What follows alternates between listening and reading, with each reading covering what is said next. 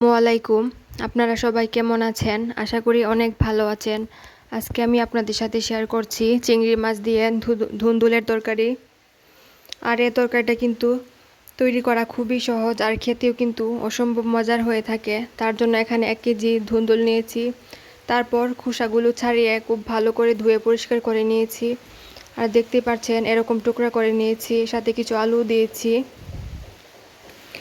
এখন চুলায় একটা প্যান বসিয়ে দিয়েছি। তারপর দিচ্ছি 3 টেবিল চামচ পরিমাণ সয়াবিন তেল, দিচ্ছি অল্প একটু হলুদ আর লবণ, দিয়ে চিংড়ি মাছগুলো দিয়ে দিব। আর এই রান্নার শুরুতেই যদি চিংড়ি মাছটাকে একটু লবণ আর হলুদ দিয়ে খুব ভালো করে ভেজে নেওয়া যায়, তাহলে কিন্তু তরকারির টেস্ট অনেক বেশি ভালো আসে। এখন চিংড়ি মাছটাকে খুব ভালো করে হালকা ব্রাউন কালার করে ভেজে নিব।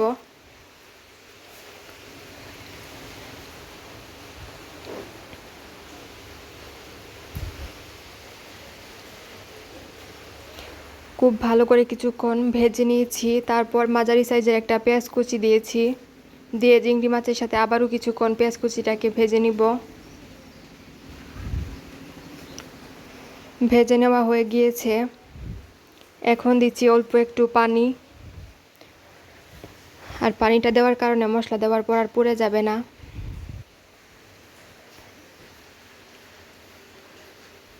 এখন দিচ্ছি 1 চা চামচ হলুদের গুঁড়া, 1 চা চামচ মরিচের গুঁড়া, 1 চা চামচ ধনিয়া গুঁড়া,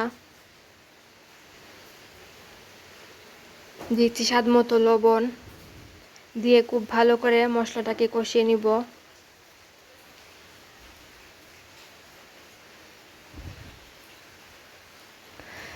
ঢাকনা দিয়ে মশলাটাকে 3 মিনিট খুব ভালো করে কষিয়ে নিব চিংড়ি মাছের সাথে। আর দেখতেই পাচ্ছেন উপরে কিন্তু অনেকটা তেল ভেসে উঠেছে, তার মানে মশলাগুলো কষানো হয়ে গিয়েছে।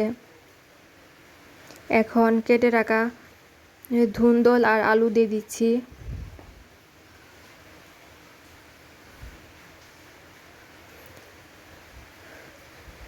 দিয়ে খুব ভালো করে মশলার সাথে আবারও একটু নেড়ে মিশিয়ে নিচ্ছি। আর এই অবস্থায় কিন্তু কোনো পানি দিব না, কারণ 3 মিনিটের মতো ঢেকে রাখলে দেখতে পারবেন অনেকটা পানি উঠবে। এখন ঢাকনা দিয়ে রেখে দিচ্ছি। আর দেখতেই পাচ্ছেন ফিরে আসলাম 5 মিনিট পর কতটা পানি উঠেছে। আর এই রান্নাটা করার ক্ষেত্রে কিন্তু আমি কোনো পানি দিব না।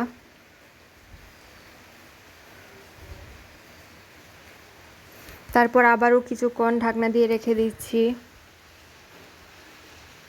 এখন দিচ্ছি কাঁচামরিচ, দিয়ে আবারও একটু ভালো করে নেড়ে মিশিয়ে নিচ্ছি।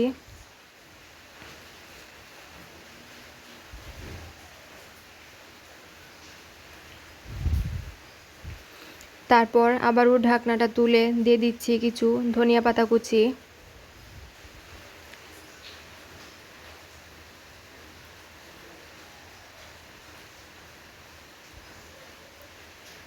ধনিয়া পাতা কুচি দিয়ে 1 মিনিটের মতো ঢাকনা দিয়ে রান্না করব। তারপর চুলাটা অফ করে একটা বাটিতে সার্ভ করে নিলেই হয়ে যাবে।